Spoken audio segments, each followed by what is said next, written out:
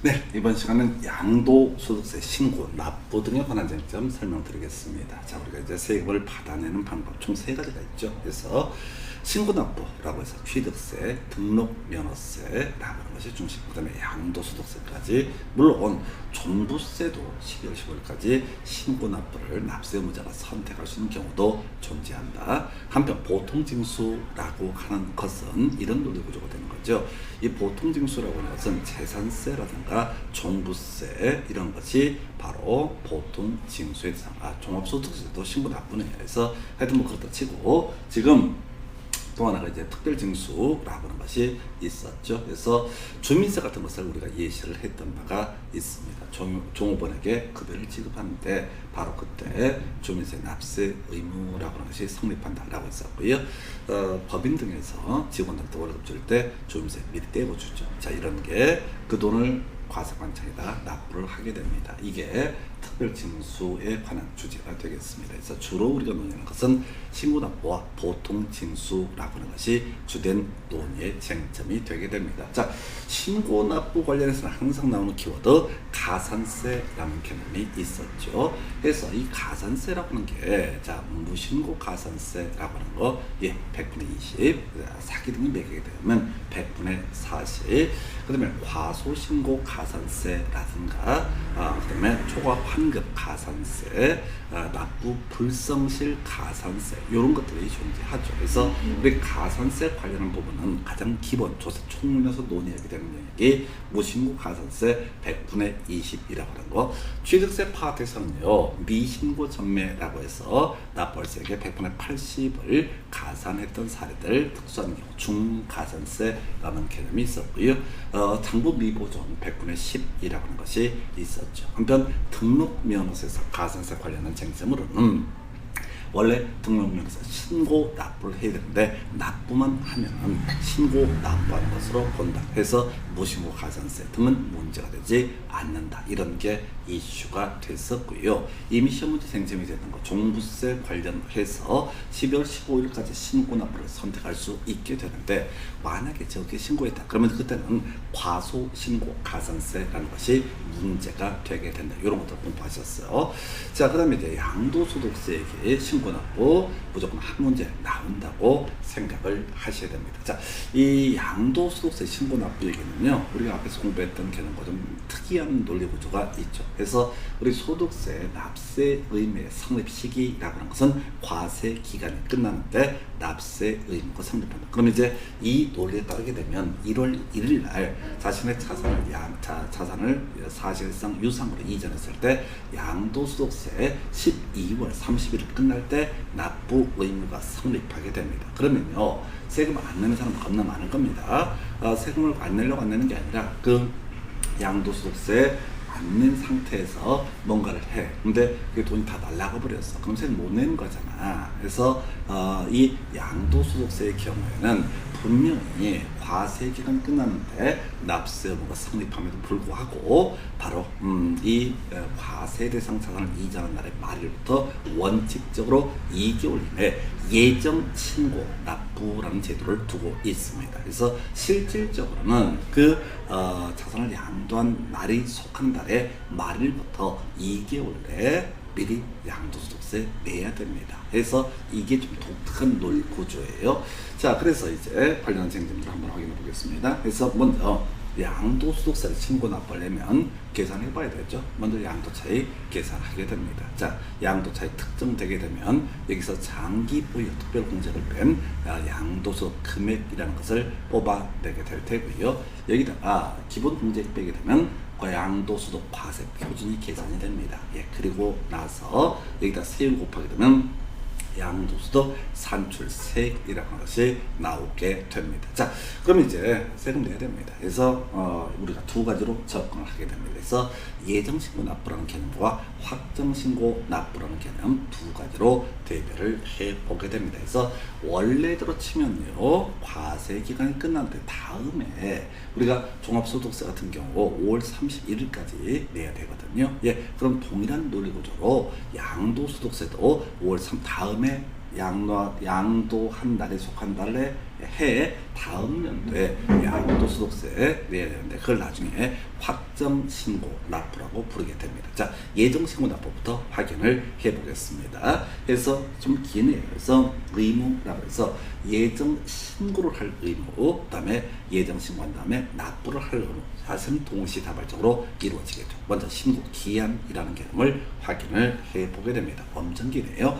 양도소득세 부과 대상 자산을 양도한 거주자, 양도일에 속한다는 달의 말일부터 자 2개월 내 양도소득 과세 표준이라고 하는 것을 납세조관을 세무서장에게 신고를 해야 된다라고 되어 있습니다. 그래서 일단 가장 기초가 되는 것이 양도일에 속한 달의 말일부터 2개월 내, 만약에 2월 27일 날 양도가 이루어졌다라고 이렇게 전제가 되게 되면 3월 말일, 4월 말일, 자 4월 말, 4월 30일까지 양도소득세 과세 표준에 관한 신고와 납부라고 해서 예정 신고 납부가 이루어져야 됩니다. 자, 그런데 그 과세 표준 관련해서 자, 지금 과세 표준을 계산하는 것은 양도 차익에서 장기 보유 특별 공제액 빼서 양도소득 금액 계산했었고요. 여기서 기본 공제액 빼서 과세 표준을 계산을 해 가야 될 텐데, 예를 들어서 9억 이하 국내수자 실거래가 9억 이하의 주택을 양도한다라고 했을 때 앞에 소리 자 비과세 대상이라고 설명을 드린 바가 있습니다. 자, 이런 사람도 예정 신고라고 하는 것을 해야 되는 거냐라고 하는 것이 문제가 되는데, 예, 예정 신고 하셔야 됩니다. 자, 왜 지금 보면은 양도일에 속한 달의 말일부터 2개월 내에 과세 표준을 납세지 관할 세무서장에게 신고를 해야 된다라고 했으니까 당연히 어떻다? 바로 신고를 해야 됩니다. 물론 이렇게 설명을 드리면은 특히 이제 중개업을 하시거나 하는 분들 입장에서는 좀 이상하거든. 지금 이제 매도인한테 1세대 1주택자인데 2년 보유, 2년 거주요건 다 충족을 해서 비과세 대상인데 예정신고 납부하십시오라고 설명을 해야 될 거냐 말아야 될 거냐가 골치가 아픈 거예요. 그래서 이 선생은 중개사 선생은 분명히 어떻게 해라, 지금 비과세 대상도 다 신고, 예정신고를 해야 된다라고 이렇게 설명을 하는데 실무에서 안 그러거든. 그래서 세무사한테 전화를 해봅니다. 세무사가 전화하면 세무사의 말인즉슨 그럴 필요 없다라고 이렇게 얘기를 해줘요. 근데 지금 신고를 하라고 하니까 미쳐버리는 거예요. 예, 이렇게 가십니다. 만약에 예정 신고를 하지 않게 되면 바로 뒤에서 확인하겠지만 무신고 가산세라고 하는 것을 때려맞게 됩니다. 100분의 20이라는 세율을 때려맞아요. 그런데 그 사람이 내야 될 세금이 0원이기 때문에 거기다 100분의 20을 곱해봤자 또 0원이 나와. 그래서 실질적으로 실무에 있어서는 신고할 필요가 없습니다. 그러나 우리가 시험 준비를 할 때는 당연히 어떻다 신고를 해야 된다. 자, 보니까 양도 차익이 없는 경우, 자 이때도 신고를 해야 됩니다. 양도 차손이 발생하는 경우도 다 신고를 해야 된다. 근데 양도 차익이 없다고 해서 양도 차손이 발생 손해봤다고 해서 신고를 안 하면 어떻게 되느냐? 예, 무신고 가산세가 문제가 된다고요. 그러면 큰일 나는 거냐? 아니, 실무에서는 문제가 안 된다고. 납부할 세액 자체가 0원이기 때문에 거기다 곱하기 20% 해봤자 어차피 또 0원이야. 그러나 시험 문제를 준비하는 입장에서는 양도 차익이 없는 경우, 양도 차손이 발생하는 경우에도 다 바로 납세지 관할 세무서장에게 신고를 해야 된다. 그래서 법의 문제하고요, 실무 문제는 좀 달라지게 되는 얘기, 이 파트가 되겠습니다. 자, 보니까 납세지라고 하는 거 양도인의 주소지라고 되어 있습니다. 자, 우리가요 지방세에 있어서는 그 부동산의 소재지가 납세지가 되면 원칙이었었죠. 물론 등록면허세를 공부를 하실 때는 그런 얘기를 했었어요. 자, 그 소재지가 불분명할 때는 등록관청의 소재지를 기준으로 한다 해서 말도 안 되는 얘기라고 설명을 드렸는데 시험에 그게 나오니까 그렇게 기계적으로 외웠던 것이고요. 여기 이제 국세에 있어서 납세지라고 하는 것은 모두 바로 주소지가 납세지가 되게 됩니다. 양도인이 내는 세금이 양도소득세니까 바로 납세지는 양도인의 주소지가 납세지가 된다 해서 지방세는요 부동산의 소재지, 국세는 어떻다? 자, 바로 납세의무자의 주소지가 납세지가 되게 됩니다. 자, 유책이 뽑아낼 때요, 지금 양도일이 속하는 달의 말을 양도일이 속하는 분기의 말 이렇게 장난을 쳤던 바가 있습니다. 만약에 지금 양도일이 속한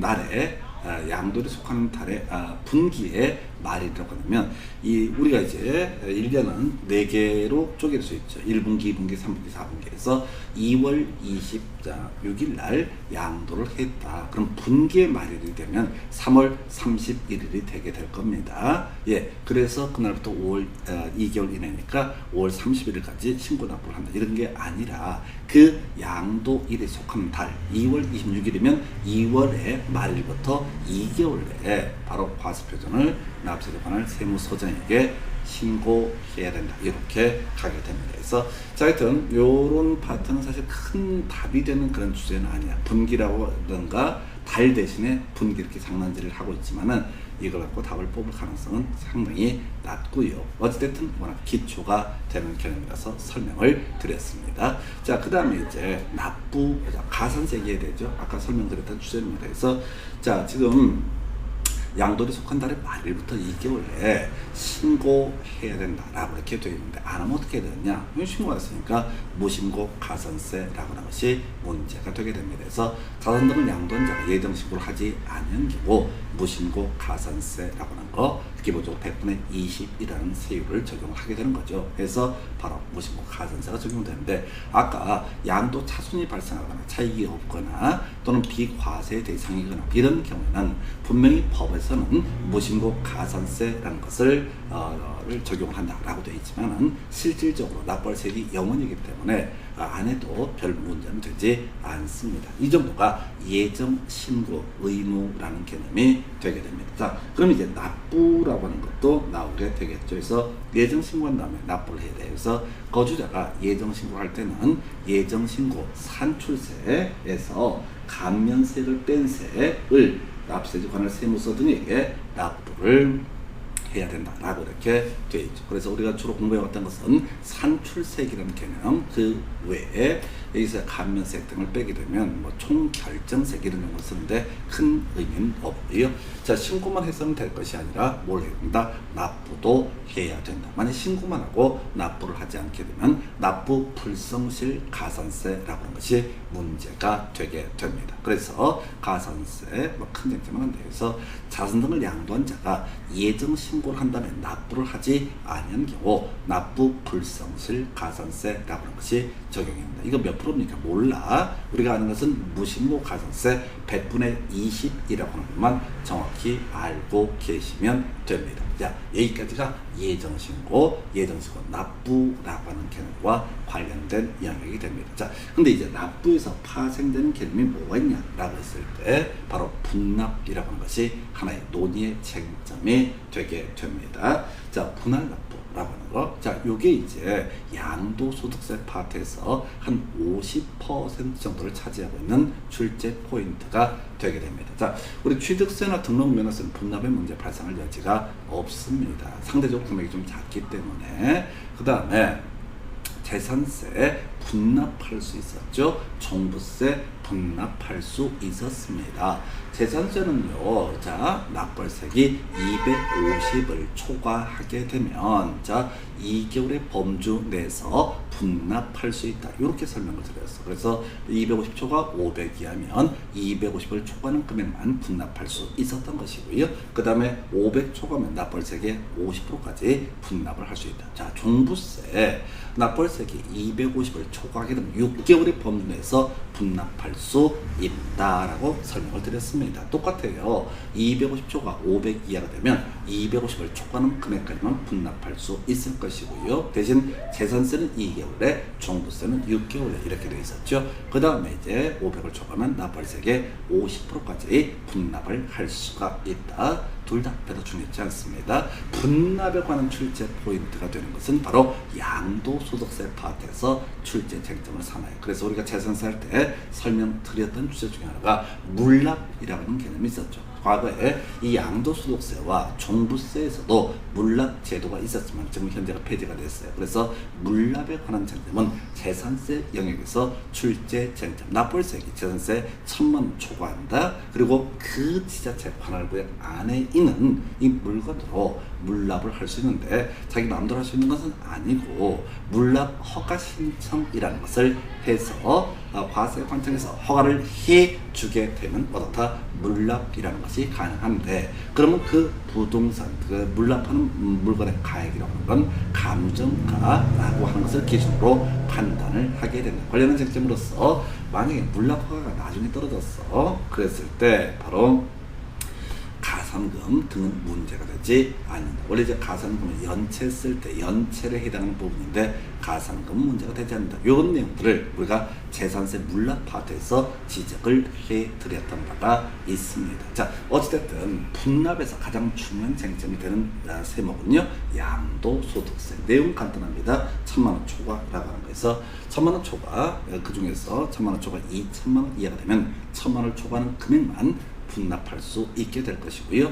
납부할세액이 2천만원 초과하게 되면 납부할세액 중 50%까지 분납할 수 있다. 주의하실 게 예정신고 납부할 때도 당연히 어떻다? 분납할 수 있다라고 하는 거. 좀 이따 확정신고 납부할 때도 또 분납의 문제가 발생을 해요. 그런데 우리가 이제 얼핏 생각해 보면 확정신고 납부할 때는 분납이 가능하다. 이렇게 상상의 나래를 펼치실 수가 있겠다. 이걸 우리가 전문용어로 과대망상이다, 망상이다 이렇게 말씀을 드립니다. 그래서 보이지 않는 일들, 없는 일들, 지금 이제 방구석의 코난, 뭐 이게 요즘에 항상 시중에 좀 이제 유행했던 단어 중에 하나가 되는데, 제가 이제 이 중개사무소 이런 데서 보게 되면 매도인이 됐든 매수인이 됐든 뭐 과대망상들입니다. 그래서 뭔가 이유를 다른 데로 추리를 해 하지 말라고, 좋지 않은 머리로 해서 전혀 논의의 쟁점, 자기가 가지고 있는 데이터가 너무 작은데 그 알량한 데이터 몇 개를 가지고 판단하시는 거 정말 좋지 않습니다. 여러분들 중개업 하실 때도 마찬가지예요.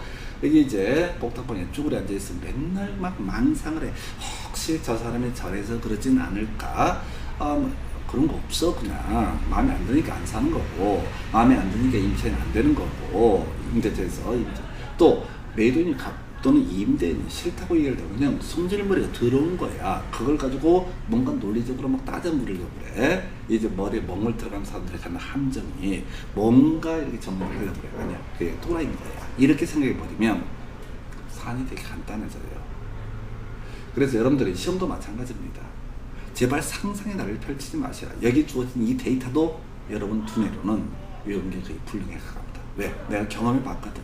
4년 걸려, 4년. 근데 여러분들은 겨우 4달도 똑바로 안 하고 어떻게 날로 먹어보겠다. 물론 날로 먹는 경우도 간간히 있어요. 대신 시험이라고 하는 걸 준비할 때는 약간 겸손이랄까요? 자기 모르고 있다는 거 인정하시고, 대신 포인트를 잡고 하자. 예정신고 납부할 때도 당연히 다 분납할 수 있다라고 하는 거, 이게 출제 포인트가 됩니다. 금액도 중요 이슈가 되게 됩니다. 그래서 자, 이렇게 예정신고 납부를 했잖아요. 네, 그럼 확정신고 납부 안 해도 됩니다. 원칙적으로. 뭔 얘기는 한번 낼 돈 다 냈잖아. 근데 뭔 또 확정신고 납부를 해요. 그런 경우가 있어요. 뭐냐면 여러 번 양도소득세를 낸 경우 등이 문제가 됩니다. 여러 번 냈을 때. 그럼 이제 토탈 통산한다 이런 얘기 했었잖아요. 통산. 그러니까 내가 1월 달에 건물 팔았는데 플러스 1억, 3월 달에 토지 팔았는데 마이너스 3천. 이렇게 여러 번 거래가 된 경우에는 경우에 따라서 확정신고 납부의 문제도 발생할 여지가 있습니다. 대신 우리가 일반적으로 딱 하나 팔았다 그러면 예정신고 납부가 이루어져 버리면 확정신고 납부를 할 실익이 없습니다. 왜? 돈 다 냈고 신고 다 했거든. 더 이상 뭘 해? 자, 그래서 이제 마지막 주제, 확정신고 납부에 관한 개념을 확인을 하도록 합니다. 우리가 납세하면 성립시기, 소득세는요 과세 기간이 끝나는데 납세 의무가 성립한다. 2021년 2월 26일 날 양도를 해서 그 날이 속하는 달의 말일부터 2개월에, 그러면 4월 30일이 되겠죠. 이때까지 예정신고 납부를 하면 됩니다. 그런데 또 거래 등이 이루어진다. 그랬을 때 경우에 따라서 확정신고 납부의 문제가 발생할 수 있다. 자, 그래서 먼저 확정신고 의무. 자, 신고 기한부터 갈까요? 해당 과세 기간, 그 해죠. 그의 과세기간에 양도소득금액이 있는 거주자, 과세기간의 다음 연도 5월 1일부터 5월 31일까지, 우리가 외울 때는 뭐만 5월 31일만 외우면 되는 거예요. 5월 31일까지 과세 표준을 납세자 관할 세무서장에게 신고를 해야 된다라고 되어 있습니다. 과세 표준이 없거나 절손 금액이 발생한 경우 포함. 아까 양도 차익이 없거나 양도 차손이 발생한 경우 포함. 이거랑 거의 같은 개념이에요. 안 중요해요. 자, 그럼 이제 납부 신고 의무라고 하는 거. 자, 예정 신고를 한 사람은요, 해당 소득에 대한 확정 신고를 하지 아니할 수 있다. 그래서 뭐합니까? 이미 했던 건데. 다시 합시다. 대원칙은 확정 신고 해야 됩니다. 근데 한 번만 양도가 이루어졌고 예정 신고 납부가 이루어졌다 라고 한다면 굳이 확정 신고를 하지 아니할 수 있다. 이게 두 번째 단계예요. 근데 보니까 예외라고 해서 봐봐요. 확정 신고를 하여야 한다 라고 되어 있죠. 중간에 다른 얘기 모르겠고, 예정 신고를 2회 이상 한 자는 확정 신고를 해야 된다. 정리해야 되거든요. 과원업의 문제 등이 발생할 수 있기 때문에. 당연히 또 노진 세율에 적용 대상 자산에 대한 예정 신고를 2회 이상 한 자가, 노진 세율 적용 대상 자산이라는 것은 그 가액이 커지게 되면 세율이 더 올라가는 경우를 얘기하는 거죠. 한 번만 신고했으면 별 문제가 안 돼요. 근데 두 번 양도해서 노진 세율 적용 대상이 되는 자산에 예정 신고를 했다. 그럼 다시 한번 정산을 해야 된다는 얘기야. 그래서 이때는 어떻다? 확정 신고를 해야 된다. 이 중간 보지 마시고요. 봐봤자 머리만 아프니까. 예정 신고를 했습니다. 자, 그러면 이제 다시 갑시다. 예정 신고를 했습니다. 그러면 확정 신고 해야 됩니까? 안 해도 됩니까? 원칙은 안 해도 됩니다. 그런데 일정한 경우 어떻다? 확정 신고를 해야 된다. 어떤 경우? 몰라. 겁나 긴 게 앞에 붙어있으면 어떻다? 확정 신고를 해야 된다. 그래서 시험이라고 하는 것은요, 일반론을 갖고 내면 출제 오류입니다. 그래서 여러분들은 기억하실 게 뭐라고요? 확정, 다른 거 어려우니까 예정 신고 2회 이상 했을 때 다 확정 신고를 해야 된다. 정산해야 된다. 이렇게 기억을 해주실 거. 확정 신고 파트에서는 이게 첫 번째 출제 포인트입니다. 5월 31일 뭐 이런 거 갖고 출제 신고를 삼지는 않잖아요. 내더라도 틀리든 맞든 답은 안 돼. 그런데 이 아이 법조문의 원칙과 예외 이런 구조로 되어 있다고 한다면 예외 파트를 잡아내셔야 됩니다. 확정 신고를 해야 된다. 자, 이제 납부 얘기 나와야 되죠. 거주자, 해당 과세기간 과세 표준에 대한 양도소득 산출세에서 가면세 혹은 이미 세금을 내건해서 세 공제액을 공제한 금액을 확정 신고 기한까지 5월 31일까지입니다. 납세자 관할 세무서 등에게 납부를 해야 된다. 그럼 파생된 주제가 뭐겠어? 바로 분할 납부죠. 자, 똑같습니다. 납부할 세액이 1,000만원 초과 2,000만원 이하가 되면 1,000만원 초과하는 금액까지 분납을 할 수 있습니다. 납부할 세액이 2,000원 초과하면 100분의 50. 납부할 세액의 100분의 50까지 분납할 수 있습니다. 그래서 이 분납이라고 하는 것은 예정 신고 납부할 때도 문제가 되고요. 또 경우에 따라서 확정 신고 납부할 때도 양쪽 다 걸리게 됩니다. 지금 양도소득세 내시는 분들 정말 귀한 분들입니다. 금액도 크잖아요. 그래서 여기까지 해서 나머지 경우는 없어요. 참고적으로 앞에 소위가 재산세 관련한 물납 얘기를 말씀을 드린 바가 있습니다. 양도소득세 물납제도 있다가 폐지가 되어버렸습니다. 그래서 문제가 되지 않습니다. 여기까지가 양도소득세 신고 납부 등에 관한 쟁점. 그러니까 확정신고 납부는 확정신고 해야 되는데 요 얘기하고 분납 금액 정도 가지고 상환제를 해야 됩니다. 자, 이렇게 해서 여러분들은 부동산 세법 조세 총무부터 시작해서 양도소득세까지 다 정리를 해드렸습니다. 특히 양도소득세는 산출 과정, 이라고 하는 거, 이게 차근과 차근과 이렇게 스토리를 가지고 가야 되기 때문에 상대적으로 다른 세목 대비 양들이 많습니다. 양들이 많다 보니까 이게 중간에 보다가 멈춰. 그럼 개작살 나는 거예요. 계속 헷갈려 버리니까. 그래서 몰아서 신고납부까지 세트로 가는 게 좋은 공부 방법이 아닌가 싶습니다. 자, 이렇게 해서 우리가 지금 2021년도인가요? 자, 부동산 학개론부터 시작해서 부동산 세법까지 이론 파트 강의 다 정리해 드렸고요. 좀 끊었다가 이제 소음 없는 장소에서 아마 기출문제 해설 강의 진행을 하도록 하겠습니다. 자, 오늘 여기까지 하겠습니다. 수고하셨습니다.